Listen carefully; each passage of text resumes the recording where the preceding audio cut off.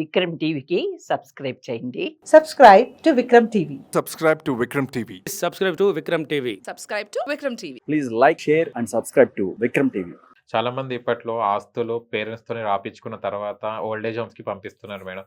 అలా పంపించిన తర్వాత ఒకవేళ వాళ్ళు వద్దు నా ఆస్తి నాకు కావాలని తల్లిదండ్రులు అంటే వాళ్ళ ఆస్తి వాళ్ళకు చెందుతుందా మేడం?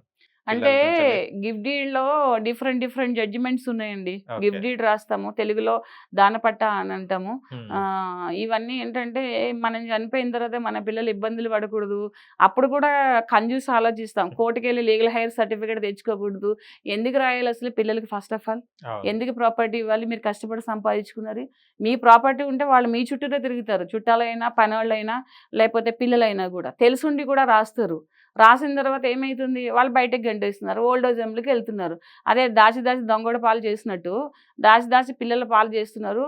వీళ్ళు బతకుండగానే ఏంటంటారు సేవింగ్స్, మేము మటన్ తెచ్చుకోలేదు, 800 అవుతుంది కిలో అని చెప్పి, మేము ఎప్పుడు సినిమాకి వెళ్ళలేదు, మేము ఎప్పుడు ట్రిప్స్ వెళ్ళలేదు, లైఫ్ అంతా వీళ్ళ కోసమే దారిపోసాము, వీళ్ళ కోసమే కష్టపడ్డాము, వీళ్ళని అమెరికాలో పంపించాము, వీళ్ళని పెద్ద పెద్ద చదువులు చేసామని అంటే మీ స్తోమతకి మించి మీరు చేసి మీ లైఫ్ని మీరు లూజ్ చేసుకోవడం అది మీ తప్పు. మీరు మనిషికి మినిమం కంఫర్ట్స్ ఏదైతే పిల్లల్ని చదివించాలి కాదనను, ఒక స్టేటస్ కోసం ఒక ప్రెస్టేజ్ కోసం చదివించడము, ఆ స్టేటస్ కోసం ప్రెస్టేజ్ కోసం సంపాదించడము, మనం అనుభవించకుండా పిల్లలకి ఇవ్వడం, లాస్ట్లో ఓల్డ్ ఏజ్ హోమ్కి పోవడం. స్టెప్స్ ఏంటనేది వీళ్ళు ఆలోచించుకోవాలి ఎప్పుడు కూడా. ఇప్పుడు యాక్చువల్లీ మా డ్రైవర్ గారు నాకు కూడా వస్తే నేను అదే మాట్లాడుతూ ఉంటాను ఎప్పుడు కూడా. మినిమం కంఫర్ట్స్ మనం చేసుకోవాలి. పిల్లలకి ఇన్సూరెన్స్లు చేయాలి, పిల్లలు ఎదుగుతున్నారు మనం దాచిపెట్టాలి, చిట్టీలు వేయాలి, అది చేయాలి ఇది చేయాలి. ఇవన్నీ అంటే మనిషి ఉండడానికి ఒక ఇల్లు, తిరగడానికి ఒక కారు, మినిమం కంఫర్ట్స్. ఎవ్వరు దోబరా చేయమని అన్నారు. అంటే లాస్ట్ కొన్ని తరాలు అంటే ఇప్పుడు 60-70 ఉన్న వాళ్ళు అందరూ ఇలా చేసుకుంటూ వచ్చినారండి. అలా చేసుకుంటూ వచ్చి ఎప్పుడూ ఒక స్టేటస్ కోసము నా పిల్ల అంటే అందులో 2 రకాల స్వార్థం ఉంటుంది.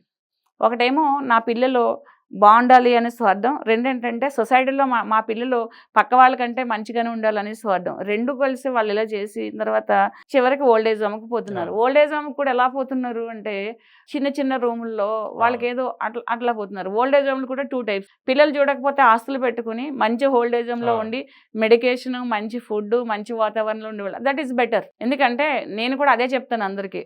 పిల్లలకి మనం ఇబ్బందులుగా ఉండి వాళ్ళు ఇసుకుంటుంటే మనం పడి మన ఆత్మాభిమానాన్ని చంపుకుని వాళ్ళ దగ్గర ఉండడం, అవును పొద్దున్న లేచి నా కొడుకు కనిపిస్తే చాలు లేదా నా కూతురు కనిపిస్తే చాలు, నేను ఇదేం అవసరం లేదు ఒక ఏజ్ అయిపోయిన తర్వాత. వాళ్ళు బెటరు, వాళ్ళు ఎప్పుడూ కూడా ఆ చాయిస్ అనేది తీసుకోవడం మనకి మంచిదే.